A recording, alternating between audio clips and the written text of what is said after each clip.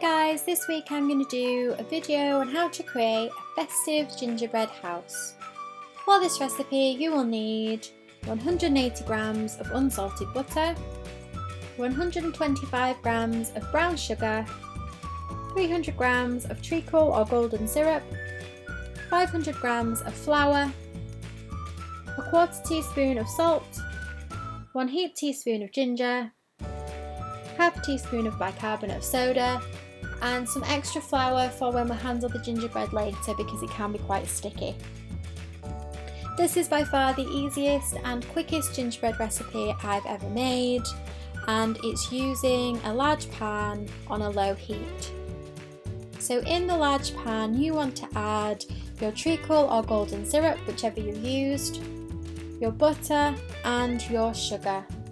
And you want to be continually stirring this on a low heat.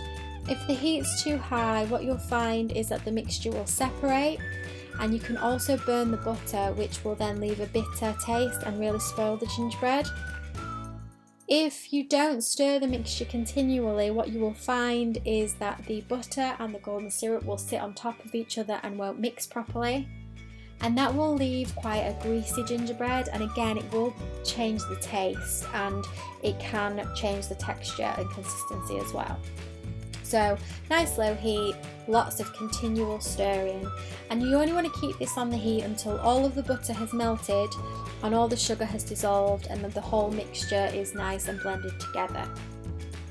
Once you've reached that stage, you want to take it off the heat, and then you want to add in your ginger, your bicarbonate of soda and your salt. And I add half of the flour in and I give it a good old mix and it'll start to form a dough. Once I've mixed all of that in, I'll then add the rest of the flour. You can add all of the flour at once, but it can be a lot more work, and it just means then sometimes all of the flour doesn't mix in correctly, and that means that you're going to have to do more kneading later. So I find that adding it in 2 halves helps. Now this mixture is going to still be quite hot, so you don't want to turn this out and knead it straight away because it's going to be incredibly sticky to work with and it's going to be quite hot and you can burn your hands. So my suggestion is to set this to one side for around 10 minutes. You don't want it to be fully cold because it's a lot easier to work with when it's warm, but you don't want it to be too hot so that it's more difficult to work with because it's sticky and it's hot. Once you're happy with the temperature, you want to turn this out onto a floured work surface and you want to knead it. Now the gingerbread can be really sticky at this stage because it's still quite warm. So my advice is really flour your hands to stop it from sticking to your hands, and keep continually adding flour as you're working with it is too sticky. Once you've kneaded the dough and it's created a nice formed dough that's not too sticky, then you can move on to the next step. Now for me, I'm going to use the Lakeland fairy tale molds, which I'll leave a link for in the description. I find these are fantastic. My mother-in-law bought me these a couple of years ago and they are brilliant. They make a really lovely house and they have lovely intricate designs on them, and I just think they're fab.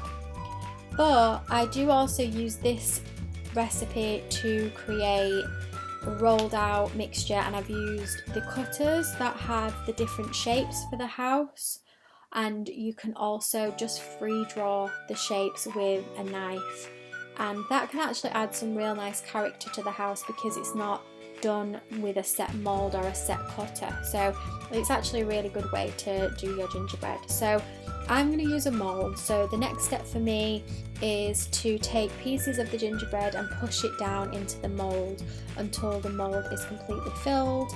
I don't overfill them because there is some rise when they do go in the oven, and if it's too much in the mould, what will happen is it rises up too high and then it leaves an area which you have to cut off because it's not flat, it's not straight, and it's not going to be a good foundation to build on. So don't overfill moulds if you're using moulds.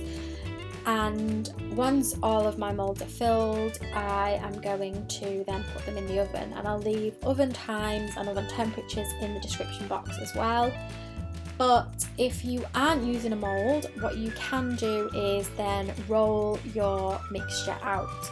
So you will then need to use a floured surface like we were kneading on before, and a floured rolling pin.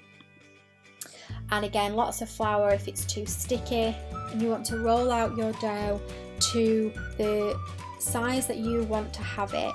Now, you don't want it too thin, because if it's too thin, there's going to be no substance for it to stand on, and it's just going to collapse. You're not going to be able to build on it if it's thin like a biscuit.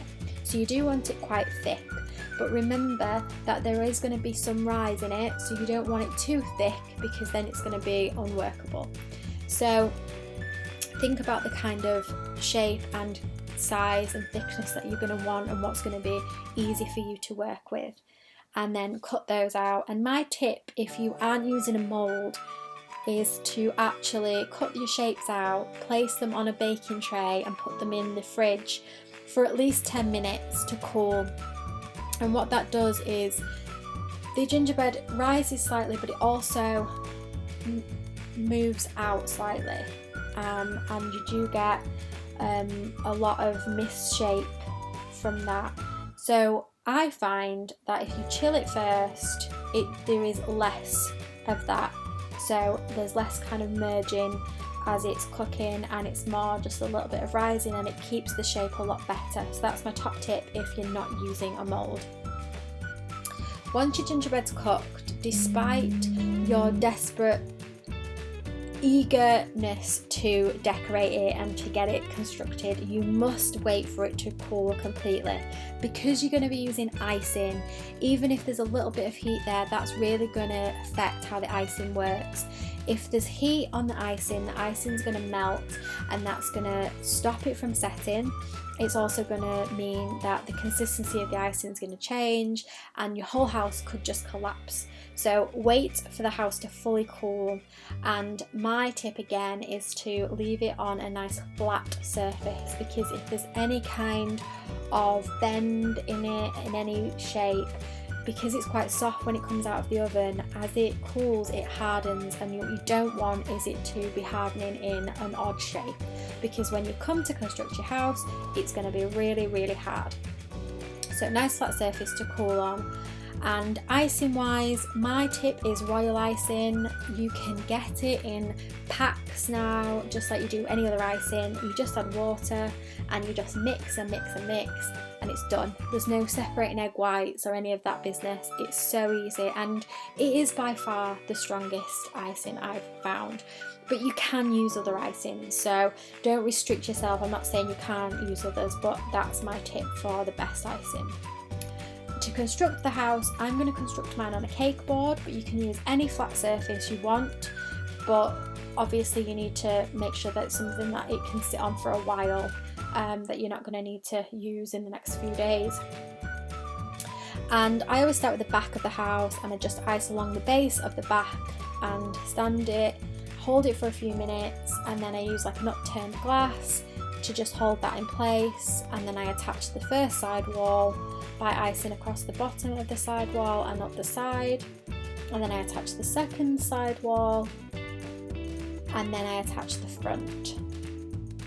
Then what I'll do at this stage is I'll attach the door.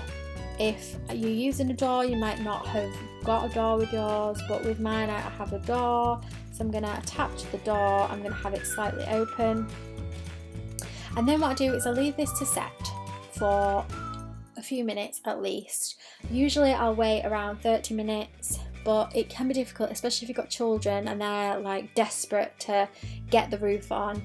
But leave it as long as you can to set, because if you add the roof too soon, it just adds extra weight, and it just means the house is more likely to collapse, so you don't want that to happen. So wait for this to set, then add the roof. I usually hold the roof for at least 30 seconds just to allow it some time to set and sit, because it can just quite easily slide off. You can use an upturned glass to hold it in place if you need to, and then I would leave this for an hour if you can. Again, if you've got little fingers that are just desperate to decorate, it can be difficult. If you do decorate before, my tip is just to be really gentle when you're placing things on the house, but ideally leave it as long as possible.